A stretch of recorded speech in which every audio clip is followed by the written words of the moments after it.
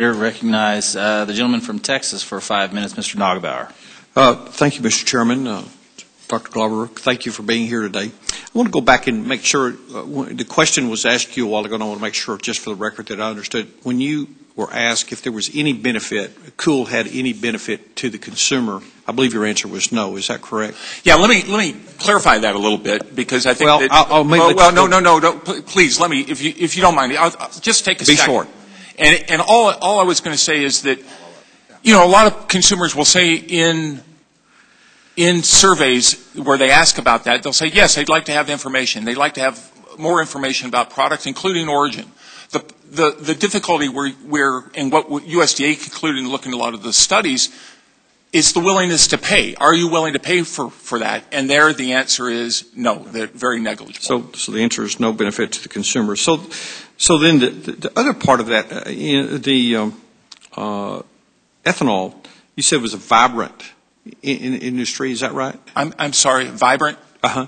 Yes. You said that. But, you know, in my district, and I don't know what it is about in my district, but every ethanol plant in my district is gone bankrupt. Yeah. Well, so you have to have access to cheap feedstocks, and you know, I think you have seen fluctuations in that market. Yeah. So I want to go back then, you know, to the Cool issue. You know, we don't see the benefit. We've got our trading partners, our largest trading partners now, you know, threatening to impose tariffs on our country. And, you know, I think one of the things the livestock producers in my area are going through was you mentioned a while ago when you were talking about Lubbock, Texas. I am from Lubbock, Texas, and we're going through a terrible drought. The herds are way down, and the feedlot numbers, you know, are shrinking, and it's going to take a long time to be able to, you know, to build these numbers back up when it rains again. And, you know, I think the producers in my area are feeling very vulnerable in the sense that, you know, they've got this Cool issue, you know, cloud hanging over them. They've got the drought. And now, you know, they're concerned, you know, about this Brazilian beef and the potential to bring, you know, hoof and mouth disease to this country. You know, I think the question I have is when you did the analysis for Brazil. Now I understand you used the qualitative method, but when the analysis was done, for example, in 2002 for Uruguay, they used the quantitative analysis.